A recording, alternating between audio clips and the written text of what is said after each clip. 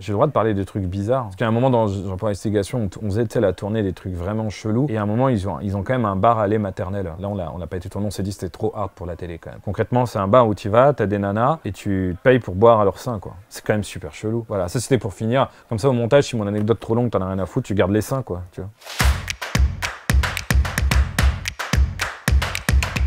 Guillaume d'Horizon, j'ai aussi des pseudos, par exemple Asenka, ça c'est plutôt dans le monde du jeu de combat, c'est une de mes spécialités. Et aussi le pseudo Izu, qui lui est plutôt mon pseudo en tant qu'auteur dans le manga. Parce que les BD, je les signe sous le vrai nom. Enfin, c'est compliqué, mais à la base, donc, je suis scénariste et aussi j'organise des événements comme le Red Bull Comité. Ma spécialité, c'est vraiment les jeux de combat, en tout cas dans tout ce qui est événementiel e-sport. Et à part ça, j'ai aussi une web de production et je fais des émissions, notamment avec Benzaï. On avait fait Road to Red Bull Comité l'été dernier, la saison 1 d'Hard Looters. Voilà, et puis avant ça, sur J1, je faisais Japon Investigation au Japon. Voilà un petit peu pour résumer, donc un peu multicasquette, c'est juste au gré des rencontres, des gens, des équipes qu'on monte et des envies de parler de pop culture. Généralement, on va dire dans 100% des cas, quand même connecté de près ou de loin avec le Japon. Moi j'ai commencé à y aller au début des années 2000. C'est ce que je raconte, enfin, dans Versus Fighting Story, manga hop sur les jeux de combat, voilà. Mais c'est juste, tu me poses la question, il y a une explication. Et en fait, le tome 3, c'est rigolo, ça commence, ils sont au Japon, voilà, en 2005. Et la première fois que j'étais au Japon, à l'époque, bon, YouTube, non, il n'y avait pas Twitch, il n'y avait pas Facebook, il n'y avait pas Twitter et compagnie. Et du coup, dans le milieu des jeux de combat, on avait une perception du Japon où c'était vraiment Sanseiya, quoi. Et Japon, c'était les 12 chevaliers d'or, le sanctuaire. Mais c'était pas une blague, parce que nous, on s'entraînait, on jouait pas online non plus aux jeux de combat à l'époque. Ça n'existait pas hein, le jeu online sur Street, sur console et compagnie. Donc en fait, on jouait entre nous, on faisait des tournois parfois en Europe. Et quand t'as des mecs qui partaient un mois au Japon, ils revenaient et ils étaient 100 fois plus forts. Mais véridique. T'avais genre Verryu, le Suisse, il revenait, il venait à Street Fighter 03, il mettait 1000-0 à toute l'Europe, pas juste la France. Il mettait 1000-0 et il disait ouais, moi, je me suis entraîné au Japon là. Et moi au Japon, je me prends 100-0 contre un gars, on connaît pas, mais il s'appelle Tokido. Et non, Tokido qui aujourd'hui est peut-être un des plus grands joueurs de jeux de combat de l'histoire, hein, multi-champion de Street. Mais nous à l'époque, on savait pas. Mais il nous dit ça et nous on se dit bah il nous met 1000-0 et il prend 1000-0 quand il va au Japon. On se dit c'est quoi? Donc lui il est chevalier d'argent, nous on est chevalier de bronze et là-bas ils sont à la vitesse de la lumière. Mais c'était vraiment dans l'imaginaire collectif, c'était ça. C'est ce qu'on essaye en fait de retranscrire dans le manga. Bien sûr parce qu'en plus comme on était référencé shonen et compagnie, on exagère le truc. Mais en même temps tu te dis quand même j'exagère. Donc 2005. Il y a un tournoi qui est au mois d'août qui s'appelle le Tougeki Super Battle Opera. Et moi j'y vais pour représenter la France sur un jeu Capcom Fighting Jam, qui est pas génial, mais en fait je me suis qualifié parce qu'on a fait un tournoi de qualif où il n'y avait pas grand monde puisque le jeu n'est pas génial. Donc c'était relativement simple de se qualifier. Mais on y va par exemple avec la team française de Guilty Gear. Dedans il y a Youngster qui est devenu par la suite aussi un très grand joueur de Street. Et il était le champion d'Europe, quand même d'Europe, de Guilty Gear, tu vois. C'est le meilleur, tu vois. On arrive là-bas. Nous, on connaît pas du tout, donc on fait quoi le premier soir? On débarque à Shinjuku, on va à Kabukicho. Je pense que c'est là que les choses se passent, tu vois. Mais on n'y va pas pour le sexe, tu vois. On sait même pas que c'était le quartier du sexe. Nous, on savait juste qu'il y avait une salle d'arcade à Kabukicho. Le reste, on s'en bat la race, en fait. On débarque à Kabukicho, et là, il y a la salle mort, la salle d'arcade qui n'existe plus depuis. Et là, Youngster, champion d'Europe, premier soir. Moi, je me fais dérailler dans la salle d'arcade, mais ça, à la limite, c'est normal, je joue pas vraiment au jeu, j'avais juste arnaqué la qualif. Mais Youngster, lui, c'est le champion d'Europe. Et lui et nous, parce que je joue aussi à Guilty Gear, on se fait tourner comme dans un film interdit aux moins de 18 ans et violent, tu vois. Et donc c'est traumatisant parce que t'es le champion d'Europe, t'arrives dans une salle d'arcade et tu te dis joue genre contre les randoms de la salle. Je suis même pas au Tougeki. Et là le mec, je sais pas, mais on prend vraiment genre 50-0, enfin rien, tu vois. Donc ça c'est violent. Et ça c'est marrant, c'est le truc qui m'a marqué au Japon, c'est que tu sais, tu te fais un imaginaire où tu te dis c'est les chevaliers d'or, mais tu te dis ouais en fait non on va y aller, ça va aller, on est juste en train de se raconter des histoires. Et t'y vas, en fait c'est vraiment les chevaliers d'or à cette époque-là. Aujourd'hui c'est plus du tout pareil, mais à cette époque-là. Et donc tu vois le truc il grossit encore plus. Et on tombe sur un mec, il ressemblait vraiment à rien, sans vouloir être, il avait pas l'air impressionnant. C'est ça que je veux dire. Et ce mec, il défonce tous les mecs qui nous ont défoncés. Il les massacre. Il fait beat by, je me rappelle, 42 sur les gars de la salle qui nous ont mis beat by 50. Donc là, je suis choqué. Tu vois, le truc qui me choque au Japon. Youngster, il me dit, je vais aller voir ce mec. Si ce mec me dit qu'il participe pas au Tougeki, j'arrête les jeux vidéo. Il va le voir, le mec, il dit, si, je fais le Tougeki. Il me fait, je m'appelle Ogawa, etc. Et bah, 2 jours plus tard, Ogawa, il gagne le Tougeki. Il se fait surnommer l'empereur et c'est resté comme la légende d'un des plus grands joueurs. Mais nous, on savait pas. On pensait juste qu'on perdait contre un salaryman random qui défonçait les mecs qui nous avaient défoncés, tu vois. Et donc, du coup, dans le manga, t'as un mec qui s'appelle Okawa, un des persos du manga qui est inspiré de cette histoire. Et voilà, ce qui m'avait choqué au Japon, c'est qu'on s'imaginait que c'était comme dans un dessin animé, on se croyait dans un shonen manga, on est arrivé et c'était comme dans un shonen manga. Bon, honnêtement, il y a eu des moments extraordinaires au Japon, mais un moment qui m'a assez soufflé, ça devait être en 2008. J'ai arrêté de parler de jeux vidéo 2 secondes, mais c'était quand même un grand moment. Je vais là-bas pour parler d'un manga, une réunion où il y avait des auteurs internationaux, enfin peu importe. Et t'as une nana qui organise une sorte de vernissage à Kichijoji, je crois, un quartier des artistes en fait. Et à ce vernissage, je me dis viens, ça va être tranquille, il y aura des auteurs et tout, mais moi je me dis ça va être content, un truc yolo, il y aura ça me perd, mais on bouffe toujours très bien à ces vernissages et à boire. C'est pour ça que les auteurs ils y vont, tu vois. Donc on y va. Et là, en pleine soirée, je suis avec des gens où je les connais pas, des auteurs dont j'ai jamais entendu parler, mais en pleine soirée, il y a un mec, je sais pas, il doit avoir la soixantaine, il arrive à vélo. Honnêtement, ni d'Ève ni d'Adam, tu sais pas qui c'est. Et là, elle me fait ouais, c'est Katsuhiro Otomo, ouais. Il est venu comme ça boire un verre, quoi. Et là, je fais ah ouais. Et donc j'ai passé un petit moment de la soirée à discuter avec Otomo autour d'un verre, à parler de SF. Il s'en rappellera pas parce que je lui parlais de trucs avec un traducteur en plus, donc c'est pas très pratique. Mais quand même tu te dis, tu te pointes à un vernissage au pif, tu te rends compte l'auteur qui a fait que t'as commencé et tout, ton dieu a pensé, il est là genre random, tu vois, pour boire un verre, tu sais, ça a aucun sens en fait. Et ça c'était pas prévu, donc c'était génial.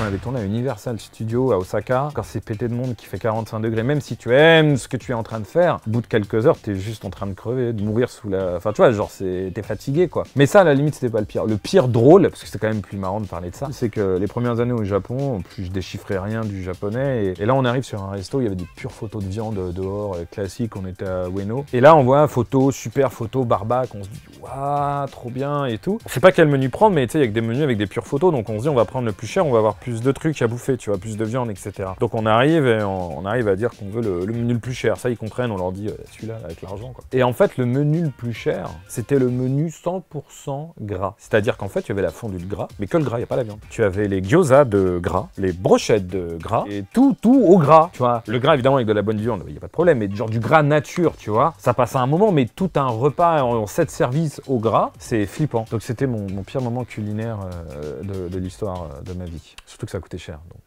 c'était relou, quoi. Je pense que ça, c'est comme tous les gens de ma génération, hein.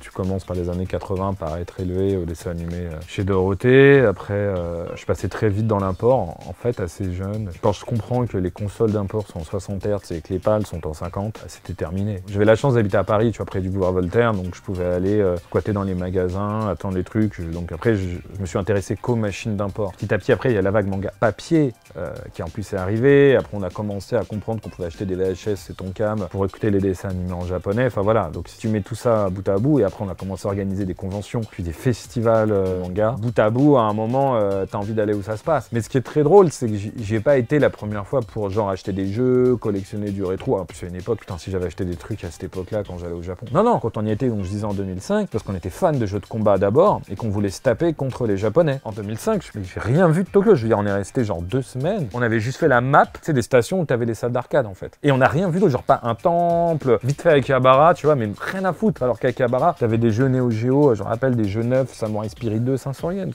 2005, c'était la teuf du rétro. Mais la teuf de ouf. Non, j'ai rien acheté. Par contre, je pouvais te dire exactement dans quel quartier il y avait quelle salle d'arcade. Et on a passé H24 à jouer dans des salles d'arcade. Je me suis toujours intéressé au Japon, mais à cette époque-là, ce qui m'a fait aller au Japon, c'était le versus fighting. Après, j'y suis retourné pour 1 milliard d'autres raisons. Aujourd'hui, quand j'y vais, je suis content d'aller jouer dans une salle d'arcade, mais j'y vais absolument pas pour ça. Salle d'arcade, aujourd'hui je conseille d'aller à Takada no Baba, sur la Yamanote, t'as la salle d'arcade Mikado, pour moi une des meilleures salles d'arcade du monde. Si tu joues aux jeux de combat, t'as les meilleurs joueurs, et si tu joues, t'aimes les vieilles bornes, rétro, ou même juste pour kiffer dans le lieu, voilà. En gaming, en jeu vidéo, pour regarder, je dis pas pour acheter, je conseille le magasin Beep, c'est le pilote d'un looter de Beep avec Akihabara. C'est pas le moins cher, mais c'est le plus où tu vas voir des trucs un peu exotiques, des super jaquettes, des vieux aussi, même des vieux micros japonais, voilà. C'est le magasin qui me fait rêver. Après c'est pas le moins cher, mais à visiter, c'est le vrai kiff. Si tu veux acheter, j'irais, vaut même mieux aller à ce qu'on appelle Nakano Broadway. C'est moins cher quand même qu'à Akihabara et tu vas forcément trouver ton bonheur. Et au 4e étage, il y a la salle d'arcade TRF. Salle d'arcade très sympa. Donc en plus, il y a petit combo très sympa. Si t'es à Tokyo, il y a Enoshima qui est pas loin. C'est dans Terrace House, hein, vous pouvez pas le rater. Hein. Mais il faut y aller par le Shonan Monorail. C'est beaucoup plus sympa comme petite visite que d'y aller autrement. Bon, c'est des conseils à la con, hein, mais je les donne aussi. Il y a quand même des coins très sympathiques. On pourrait en parler pendant des heures. Il y a un bar tenu par un mec qui va mourir de rire qui s'appelle le DK Bar Z à Shinjuku. C'est The Place to Be. Outre le fait qu'il a des bandes d'arcade absurdes dans son bar. Mais un jour, on y va pour tourner pour une soirée douche. Et je me dis, mais c'est chelou, tu vois, il n'y a pas vraiment de douche dans son bar. Donc je sais pas comment il fait une soirée mousse, pardon, une soirée mousse. Et là, on arrive, mais j'ai les images, ça, on l'a dans un épisode. En fait, il prend tout le bar. Tu sais, c'est genre au 4e étage, comme les trucs au Japon en étage. Bon. Et en fait, on arrive à son bar. Et là, dans tout le couloir de l'étage, où pourtant il y a d'autres trucs en face, tu vois, il y a tous les meubles du bar. En fait, il a vidé son bar, mais dans l'étage, quoi. C'est absurde, genre n'importe qui pouvait prendre une table et se casser avec, mais ça se fait pas au Japon. Et à l'intérieur, limite avec un tuyau d'arrosage et de la mousse, c'est soirée mousse, quoi. Et les gens, ils arrivent, ils s'éclatent, ils s'ambiancent, tout le monde en maillot de bain. Et c'était une super soirée, quoi. Mais le truc absurdissime de te dire, je change la config de mon bar, je le mets dans le couloir.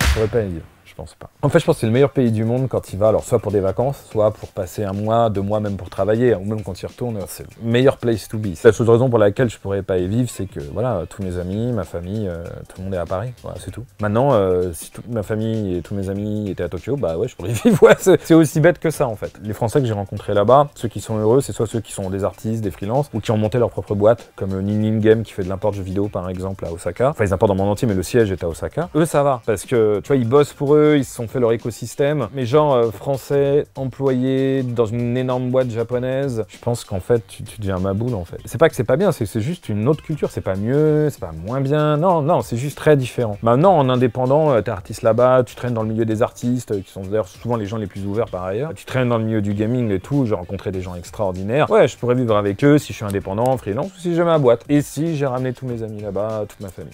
Et donc c'est pas possible, donc non. Donc le mieux c'est d'avoir le meilleur des deux mondes.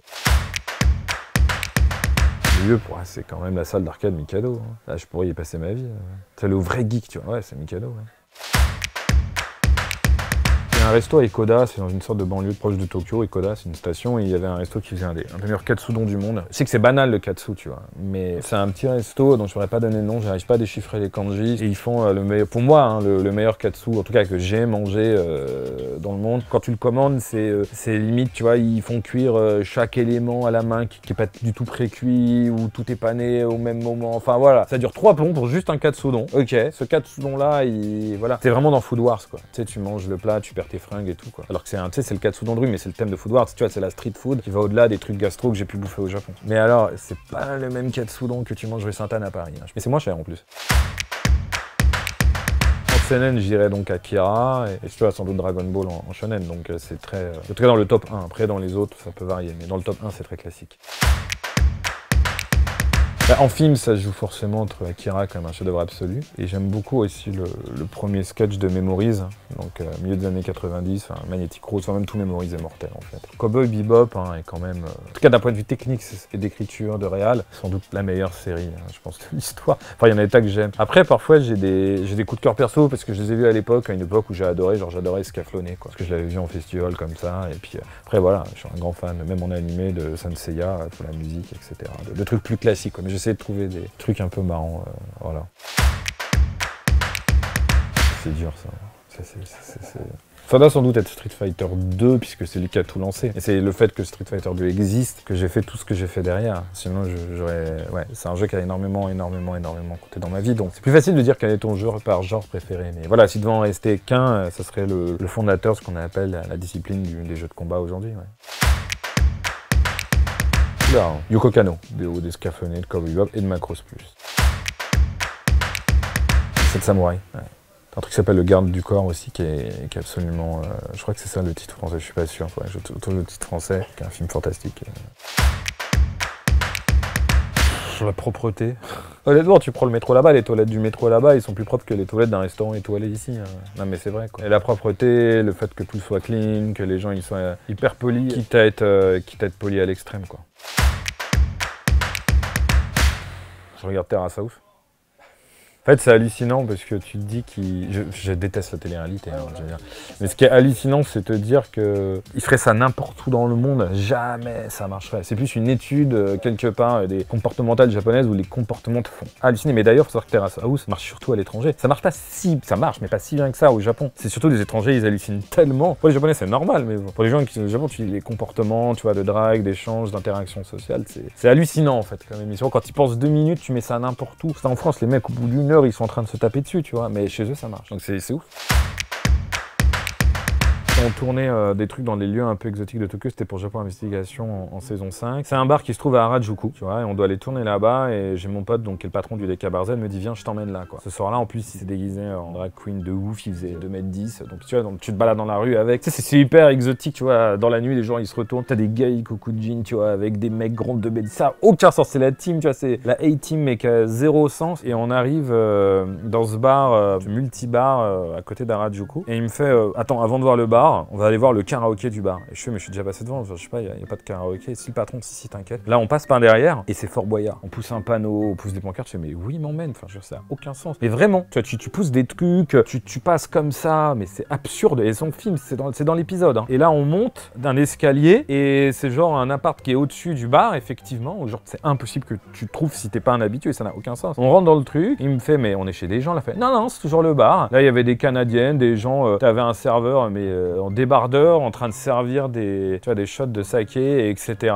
Le lieu, il a aucun sens. C'est what the fuck, on est resté discuter avec eux, c'était génial, on tourne des images, ça veut rien dire. Et là, tu te dis, mais c'est hallucinant. Après, il fait, viens, maintenant, on va aller voir le bar en bas. J'étais jamais rentré, je fais, d'accord. On va en bas, et là, on se rend compte que tu ouvres la porte, il y a d'abord un resto avec des gens qui mangent. Et en fait, derrière le resto, il y a la boîte de nuit. Mais il faut que tu passes par le resto. Et je fais, mais attends, ça veut dire que les gens qui vont dans la boîte de nuit, quand on sort, passent par le resto. Et genre normal, quoi. Je fais, ouais.